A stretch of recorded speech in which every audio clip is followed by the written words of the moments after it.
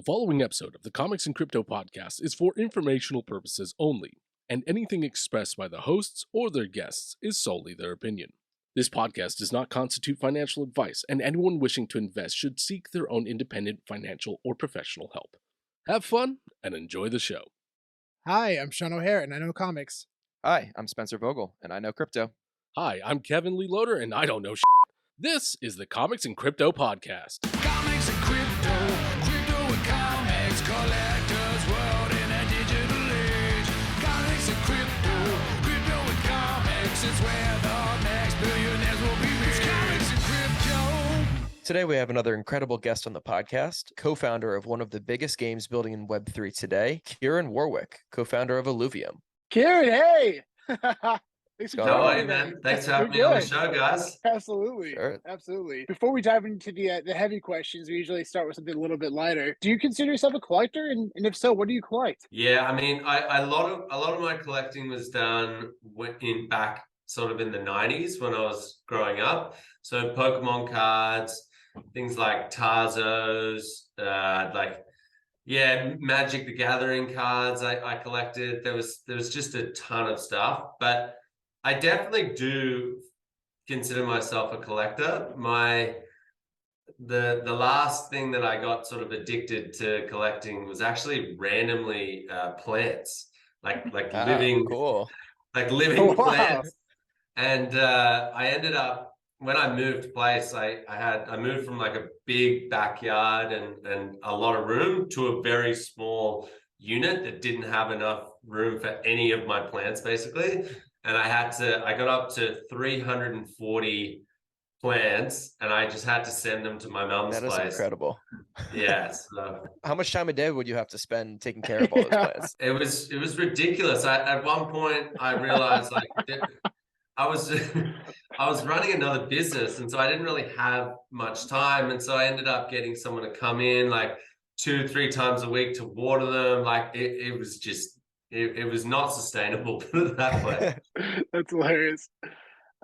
So before we dive into Illuvium, I'd love to get your background in Web3. Maybe you could tell us a little bit about your journey. Yeah, sure. So mine actually started back in early 2016, and I was trading ETH, and I unfortunately got wrecked trading ETH. I think I did some longing, I did some shorting, and it was just it's just every time I went, I put some a bet down, it would go the other way. Like it just didn't matter. And so Sounds like me in Vegas. so yeah, basically. And I was convinced that I'd missed the boat on Bitcoin, and I think Bitcoin was like $400 or something back then. And I was like, that train's left the station. So that's let's be more degen and go into this brand new thing, Ethereum. And so yeah, I got wrecked, and then I left for a little bit, and it wasn't until 2020 that my brother, who runs Synthetics Protocol, he said to me, look, man, the market's come back, everyone's making money, this COVID's hurting your other startup, like just leave it now and just come back to crypto. And I was like, oh, I don't know, man. And he's like, I'll give you the money to trade. Like, here's the money, you go and trade, learn everything about DeFi.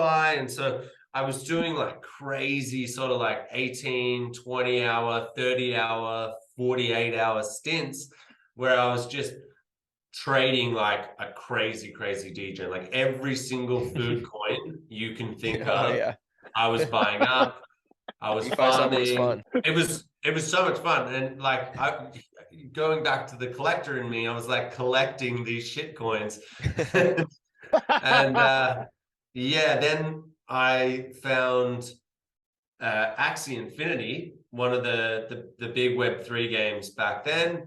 And I wasn't necessarily like too impressed by like the gameplay or the graphics or anything like that, but it was the underlying technology, the NFT side of things that really made me go, wow, like this is going to be the next frontier of gaming. I definitely relate. I was very early on Axie Infinity. I guess I bought land in their original sale in 2018, but playing the game I really did not enjoy, frankly. I had a bunch of the assets from investing so early, and I ran a little bit of an operation. I had some people in the Philippines that were playing for me, which was really good fun, while the money was there. But it wasn't a game that I actually enjoyed playing, which is, I appreciate there's so many games now like yours, like Illuvium, are really building for players who actually want to play and who actually enjoy playing, not just for the money. Yeah, 100%. And I think that's the critical thing. The difference in the next cycle with games that are coming out is you've got to put the fun first. Like, sure, earning, like, people in the Philippines and parts of South America and other parts of Asia, earning $20 a day for them is a huge thing. And I think that's a massive part of what we're doing here. And I think that's great. But it doesn't appear, you can't say to someone in North America or whatever, here's $20 a day, quit your job and go play this game, right? Like, it's just not enough to sustain them. And so it has to be at the core a fun game where they feel like they're leaving their daily grind of going to work 9 to 5, and then they're playing their fun, immersive game with their mates or, pals, friends, whatever you guys want to call them. And yeah, so that's at the core of Illuvium. What in general excites you about Web3 gaming? Giving ownership of assets to players. I think that has been missing for decades now, and that sort of ownership is really, really powerful. And that narrative shift of taking that power away from the publishers and the developers and saying, it's now going to be in the hands of the players. I think, as I said, that's going to be this new frontier of gaming.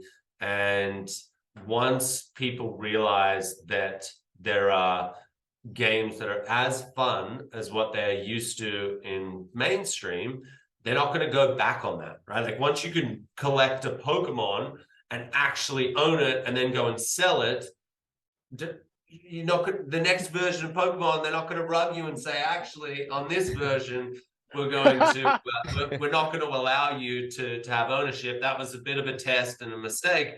Once people get a taste of it, it's over. That's so true. And that's actually one of the examples I use with my friends who don't understand what NFTs are. A lot of them are big gamers, like Call of Duty, but they'll earn certain assets in the game, but there's not much you can do with that outside of just enjoying it and playing with it, right? But having the opportunity to buy, sell, or even rent it, renting them would be massive. That's gonna be massive. And that's what started to click for them. And then obviously the Pokemon analogy too, like having those kind of assets in AR and playing with those and buy, sell, and trading, that's going to be, oh my gosh, people are going to blow people's minds when that stuff comes out. Yeah, that's the stuff that excites me. And I think there's so many misconceptions about NFTs in the mainstream. It's all about, the environment. And to be honest, NFT, whenever I see NFT in a game, it's always a shitty looking game. So I don't blame people for having these outlooks and saying that, it's, why would I? Like, you can't tell your friends right now, drop Call of Duty and come over and play this amazing first-person shooter, because it doesn't exist, right? But once it does, or once Call of Duty moves to this new model of having NFTs, it's, again, like, you're not going to earn those guns through like hours and hours and hours of gameplay or the skins or whatever, and then be able to sell them when you get over that version, or you want to go to a new first-person shooter. You're not going to then say, actually, that was cool for that 1 year of gaming that I put into that. Now I'm happy to go back to the model where I don't own anything, right? It's just, it's silly to even say it. So why don't you tell us a little bit about Illuvium and kind of what was the inspiration and what are you guys building today? We're building a universe of games, and we're calling him an IBG, so an interoperable blockchain game. And essentially what that means is having a bunch of different genres of games and having them seamlessly connected, all utilizing the same underlying asset, which is, in our case, ILV. And so we've got a city builder game, which, similar to SimCity, maybe like a little bit of Clash of Clans. And that's where you extract resources. So you got to buy a land plot. You can play a free version of it as well if you want to. So you don't have to have land. You can just love the gameplay and get in there and start playing. But that's where you extract the different resources which power the entire economy through all of the other games that we have in the ecosystem. The second game is Illuvium Arena, which is, you know, the closest thing that I can say there is Teamfight Tactics or Dota, that, you know, which are huge games that have 50 million plus monthly active users. And then you've got the overworld, right, which is where you collect all of the different alluvials, which are the characters in our game. Very similar to Pokemon, except instead of the battle system being more turn-based and quite cumbersome, you've actually got an auto battler that is integrated into the overworld. So yes, you're still playing against the computer and NPCs, but it's just a much more immersive experience. And you get to the stage where you might have 6 alluvials that are in a battle that you've found. And if you defeat them, then you get a chance to basically catch every single one of them. Now, things start happening and like you can potentially, you know, after a couple of tries, if you're going for something really powerful, the instance might collapse on you and you might not collect anything. But it's just a new way to look at those sort of creature capture games. And it's just a lot more immersive and more streamable for content creators and stuff like that. How would you say Illuvium separates itself from other AAA style Web3 games? Firstly, we're just barely scraping the barrel to be able to call ourselves a AAA game. And I don't really like giving comparisons to Web3 games, because you'll hear narratives of 20 people in a studio that was created a year ago, and they're saying, yeah, we're going to build a AAA game. And it's like, typically there's 500, 600, 700 people building that game. Now, in our case, we're a little bit different to a AAA mainstream studio in that instead of us having juniors and sort of mid-level people in our team, we scrapped all of that and said, look, we are going to go after the best people in the world who have 10, 15, 20 years experience building these games that you love, the World of Warcrafts, the Fortnites, the Call of Duties. We've literally just, every single person is up to that level pretty much. And so that's why we can call ourselves AAA. And, you know, we got $55-60 million in funding, and the graphics, as you can see, you know, having 90 artists in our team has meant that we can produce extremely good graphics. But a mainstream studio is probably like, shut up, you're not a AAA. Let's see you build a game first and then call yourselves AAA. Mm-hmm. So I guess the big difference, you know, is that we're realistic with where we're at and how we sort of gauge ourselves. And, you know, a lot of people can say I'm quite harsh on other Web3 games, but I'm trying, I've seen it so many times in mainstream gaming where the overpromise and underdeliver is just ridiculous. And the trouble with Web3 games are, you're talking about retail investors that can put their own money into these games. And so you have the potential of, you know, if they're over-promising and under-delivering in a mainstream situation, it's like, oh no, my expectations, you know, I thought it was going to be much better and the gameplay is just not as fun.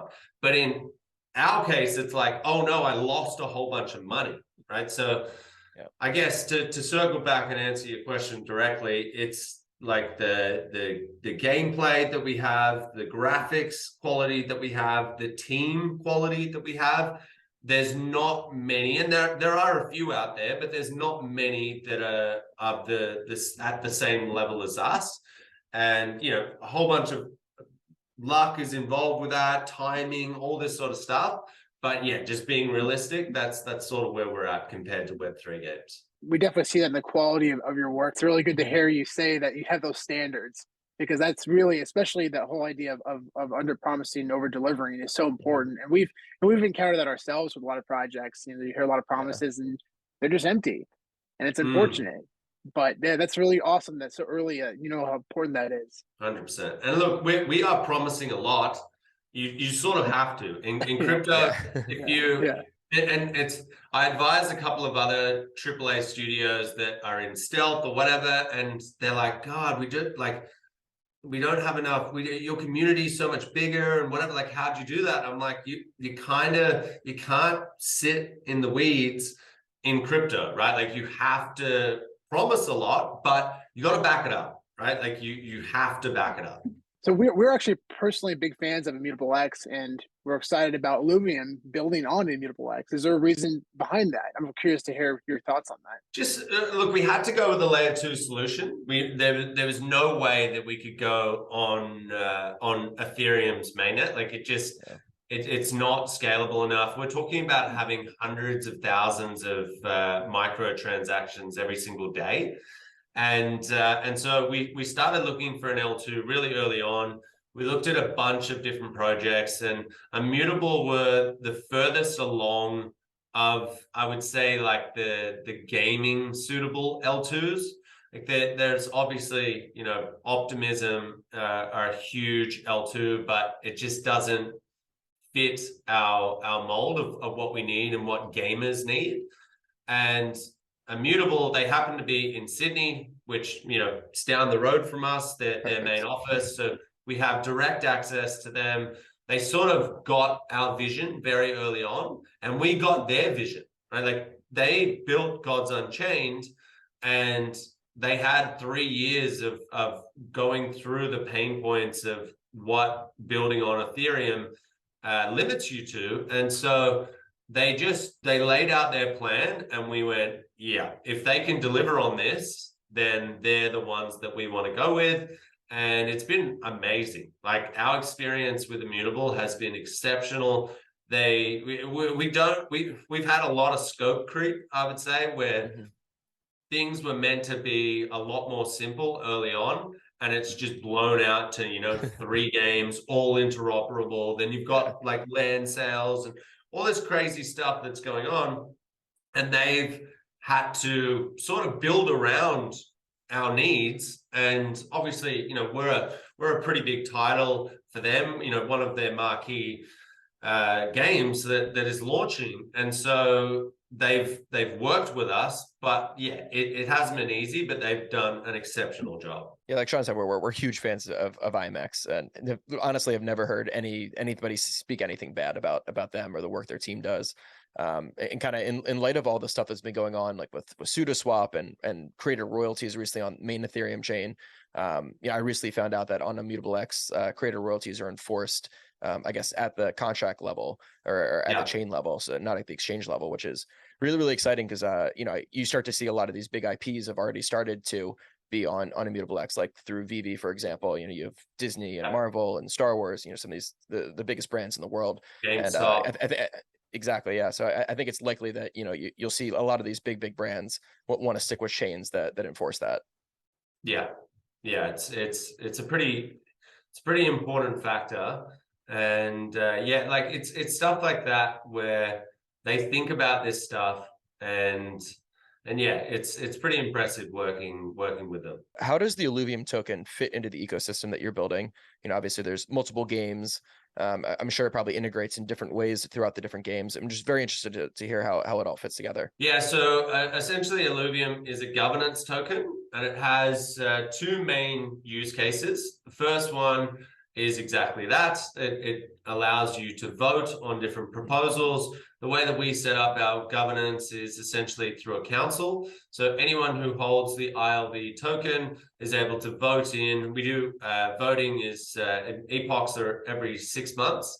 And so using your ILV token, you vote in the council member that you want, and then that council will be formed. There's 5 people on it, and they basically vote on different proposals. It might be, you know, in the case of the game, different characters, balancing, stuff like that. In the case of more like the finance side of the GameFi aspect is things like rewards, different staking pools and stuff like that. And yeah, we use quadratic voting, which makes it a lot more fair for the little guys to have their say. And the second use case, which is probably the biggest one and the one that is a little bit crazy and outlandish, is revenue distributions. So essentially, we have two pools in Illuvium. You've got the ILV/ETH pool. That's where you get quite a bit of rewards. I think it's something like 80% if you stake for 12 months at the moment. And then we have another pool which doesn't have any sort of impermanent loss. It's just straight ILV. Now, the purpose of that is, yes, you do get a little bit of rewards. I think it's like 11% if you lock for 12 months. But that's where you want to stake to get your revenue distributions, right? And it doesn't matter which pool you go in, as long as you're staked, you'll earn that. Now, what that is all of the in-game revenue, and it started off as just, we didn't have land sales, we didn't have merchandise that we were thinking about. It was literally just going to be in-game revenue. And so that's why we said 100% of revenues will go back to people who are staked in the protocol. Now it's a little bit different. And it's the reason I want to talk about this is a bunch of people are now discussing it in our Discord. And they're saying like, hey, how come everything isn't 100% revenue distributions? And the reason is things have changed and we have started adding things in that have a cost base, right? Like if you sell travel in the game, there's no cost to that, right? Like in curing a shard, there's no cost to that, right? But as soon as you start saying, hey, let's sell a hat, that might cost $20 and you might sell it for $30, you know? So that cost base needs to be factored in. And so we call it, so some of it is revenue less the fees. We don't like using the P word, but revenue less the fees. And that goes back to stakers as well. And just to fully cap that off, how it works is it's an interesting system and it's done via smart contracts. It essentially goes inside a vault and the vault will trigger periodically and it will then buy back ILV from the market, right? In our case, Sushi Swap. So you get this nice pump in the token price when we use a whole bunch of this revenue to buy it, and then we actually distribute ILV back. So not ETH that we're collecting, the ILV. And what we saw in the first, when we had our land sale, there was a whole bunch of revenue distributions that came with that. What we saw is that not everyone directly sells their ILV back again, right? Like you might get a pump up, but if everyone sells it, it goes straight back down. What a lot of people did is they went, this is additional ILV that I wasn't going to get, and they restaked that. And so this model that we created, were the first ones to make it, is in my eyes, I think going to be really, really successful when we have just constant revenue streams coming in. Yeah, I really appreciate models like that, because I mean, I think incentives are all aligned for everyone, because you know, people who are playing the game and people who are invested in ILV obviously, you know, want there to be success because, you know, they'll earn some revenue from it, but then also like your team has your own distributions of tokens, so you guys are also incentivized to make the game as amazing and great as possible in order to earn more revenue. So it's a great system. Very, very excited to play the game. Yeah, so especially the PvP mode. Yeah, I can like that. I'm taking a 2-week vacation, not to actually go on vacation, but just to it's a work vacation. You know? I love it. So last question here. What do you think about the anti-NFT sentiment among gamers and influencers and journalists kind of in the gaming space? And kind of off of that, how do you plan to attract those traditional gamers to Web3? I agree with it. Like, as I said, if I had the ability right now to go and call up my mates and say, hey, let's do a LAN party, or let's go into an internet cafe and start smashing 20 hours of a Web3 game, then maybe I would have some defense for this, right? But right now, NFTs, like there's the environmental side of things. IMX is 100% carbon neutral, right? Like they've already, and that's not even, but like, I think, again, that's just a small part of this negative connotation that is around NFTs. The biggest thing is that NFTs and gaming equals lackluster gameplay, right? Like you can't say to someone, put down Fortnite, put down FIFA, put down like all of these games that you love and spend 4 hours on, come play our version of it. And it's like going 20 years back in time. If you're a gamer, you're like, no, I'm not doing that. I don't care about earning the $6.50 a day. So congrats, you can take that $6.50. My time is worth more than that. I care about the fun aspect, the competitiveness, the replayability. Like, you're not getting addicted to any of the Web3 games that are out now. And it's like, I can literally sit here and say this because you'll see in this private beta, I play Teamfight Tactics religiously. Like we have a team comp where we do it every single week. And our game is not as good as that yet. Now, with PvP, it's going to be very close, right? That's when we're going to start going. That's when I will go to my friends who play Teamfight Tactics. But am I going to do it now? God, no. Like, because it's not as good. Now, we're like 5-6 times further ahead than any other game that I've seen and played in Web3. And they're out there saying like, yeah, this is just as good. And people aren't stupid. You're going to play it for 2 minutes and be like, no, no. And does that make me a monster and, you know, this horrible person who should be like all for NFT gaming and whatever? Like, maybe. I don't care though, right? Like, it's realistic. It's exactly what's happening here.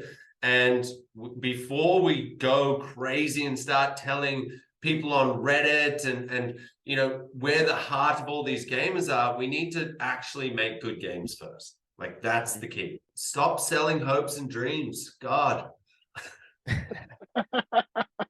Thanks so much for coming on. It's been so great talking to you, and we're so excited for the future of Illuvium. It's such an amazing work you guys are doing. Yeah, thank you guys. Really appreciate it. I know it's not easy. It's actually like not many people realize that in the bear market, you got like in a bull market, your viewers, your listeners, like it goes up like this, but like our numbers are going down like this. So you know, the content creators that are doing such a good job at really, you know, showcasing some of the games and NFT projects that are building. So I really appreciate you guys sticking to it. And yeah, I think you'll be heavily rewarded once the market comes back.